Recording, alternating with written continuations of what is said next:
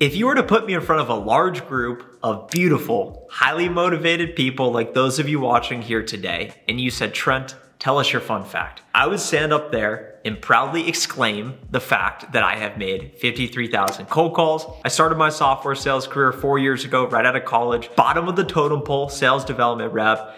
I'm not quite at the top of the mountain, but I have promoted a few times to a senior account executive, 4x my income. And the main tool in my tool belt is this headset right here. I make a lot of calls.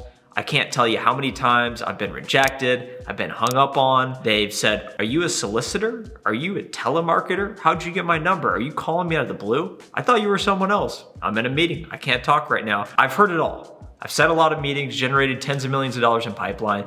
And today I'm gonna talk about the 5 lessons that I have learned based on firsthand experience in the trenches. And the first lesson is one of the most important, and it's you must be willing to call even when you aren't feeling like it. It's approximately 7:32 p.m. I'm in the office, and to tell you the truth, I packed up all my belongings. I walked out of the door. As the door was shutting, it was almost cracked, and I had that thought in my head of, I forgot something. I forgot something. So I pushed the door open, and my badge was on my desk. And I was sitting there, I was saying, you know what? I can't be a coward, I can't run away. I need to make the video. Even if I'm not feeling like making a video, I'm gonna make a video. I'm gonna be as energetic as I possibly can. I'm gonna deliver as much value to the audience as I possibly can, because I owe it to myself and I owe it to all of you. And I wasn't feeling like it, but I'm doing it anyway. And that's the first lesson, principle when it comes to cold calling and really most things in life. When you are not feeling like it, it does not matter how you feel. All that matters is actually doing it. In sales, they oftentimes refer to salespeople as being hunters, especially when it comes to outbound prospecting. These 53,000 cold calls, I've never used an auto dialer. And it's all outbound, meaning I'm not being fed warm leads. They don't give me a big list. I go find my list. I build my own list. I have a list of 1,000 accounts, and I have to go find prospects in those accounts using my different tools to find them, send them emails, call them. So I'm hunting, I'm outbound. It's a contact sport. I go out of my way. And the reason they compare it to a hunter is because imagine you're in a small village tribe in the middle of an Amazon rainforest, and your survival is dependent on your ability to hunt and go kill an animal so that you can put food on top of the fire to feed yourself and your family to sustain your existence. It's the same thing when it comes to sales and cold calling. Cold calling is your survival mechanism as a sales rep. You need pipeline. Pipeline translates to revenue. Revenue translates to success, quota, getting paid money, status, prestige, promotions, recognition, and living your dream life. And it all starts with putting on the headset right here and making your cold calls each and every day, even if you're not feeling like it. The second lesson is the less you think, the better. Imagine a candle, okay? You have a nice Bath and Body Works scented candle right on your desk right now. You light the candle, all of a sudden that combustion, the oxygen, lights up, starts smelling good, you're happy about it, and that fire needs oxygen to survive. So as long as you've got the top off of the candle, it's good to go. But as soon as you put that top on it, boom, immediately the flame goes out. It's the same thing when you're doing things that scare you. Asking a girl out, making a cold call, walking into that event where you don't know anyone. You have that fear. And the longer you think, the longer time between the actual action you're taking,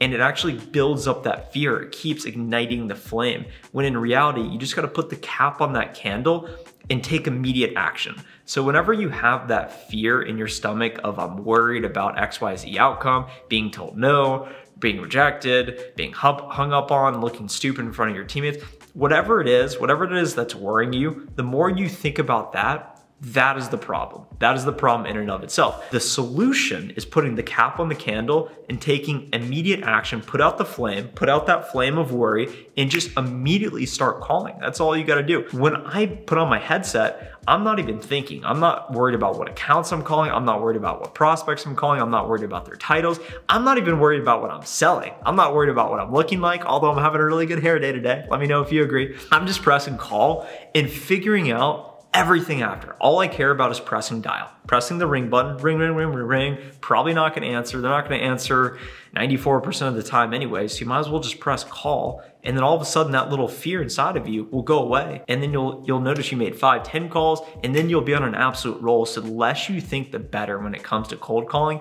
and doing anything that's scary to you in life. The third lesson is to always detach yourself from the outcome. You're gonna be rejected over 90% of the time. Imagine if you bought a car and it only turned on 10% of the time.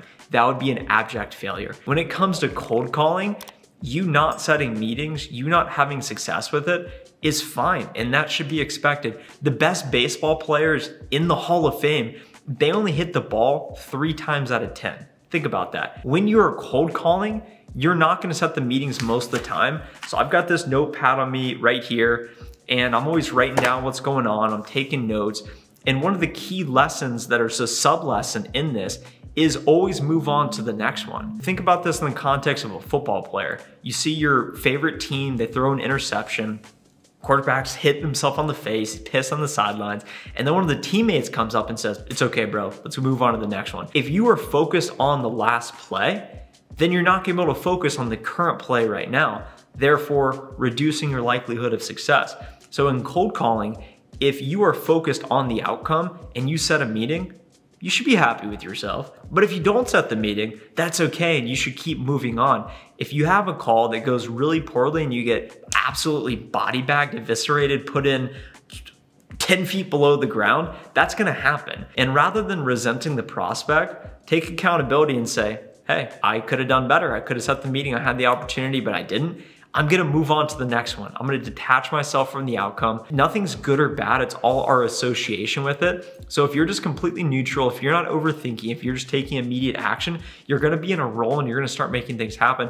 And that's gonna take us into lesson number 4, which is time is important. This is a very simple but profound point. No matter who you are, no matter what your name is, no matter how much money you make, no matter what you do, no matter where you come from, no matter what you look like, no matter what you smell like, and I'm sure you smell really good, because you're all beautiful people out there, you all have 24 hours in a day. Time binds us all together. When we are cold calling, we are selling time. We're not selling pain, we're not selling solutions, we're selling time. We are trying to identify potential buyers of our product. Are they a good fit? We need to help them understand why we are worthwhile for them to take 15 to 30 minutes of their time to learn more about our product, service, or solution. Time is everything. So when you look at this in the micro, in the very moment, you are interrupting somebody's day. Imagine somebody sitting there, an executive, imagine how busy you are. Now imagine someone that's even busier, that has a team that has to produce a report to the executives, that has to leave early for their children's choir concert, that's figuring out what happy hour they want to go to before, that has 100 unopened emails, that just received 3 cold calls from your competitors. They're pressed for time, they're busy. So when you call them, you are interrupting their day. So you're leaving yourself open to a difficult outcome, like we talked about before. That's why you gotta detach yourself and not overthink it, always move on to the next play. But you need to figure out, how do you capture their attention in this moment in time so that you can convince them to then take more time to learn about your product, service, or solution. All you were trying to do when you're selling high ticket software solutions, especially, maybe if you're selling something more transactional like a vacation, then maybe you wanna close them on the phone and you're still trying to sell time. We are all selling time. We're trying to convince them that it is a good use of their time to do business with us. Time is a great equalizer. Value your time, put great value on your time so that you can value other people's time as well. And then the 5th and final lesson is just to have fun with it. Even if you're not feeling like it, you still need to do it. You don't want to overthink it. You always want to detach yourself from the outcome, move on to the next play, appropriately value your time, and recognize that the time is always right now. It's always right now. So why not have fun with it? There's so much to be grateful for. If you are watching this video right now, you have more to be grateful for than probably 98, 99% of the world's population. You would trade your problems in the present moment or rather so many thousands, if not millions of other people would trade their problems for your problems right now. So you're probably thinking, my problems are so big right now. I'm not hitting my quota. This girl hasn't texted me back. I don't like the way my body looks. Regardless what problems you have, thinking that there's a problem, that is the problem. So once you can escape from that, you can say, I might as well have fun with it. They talk about enjoy the process.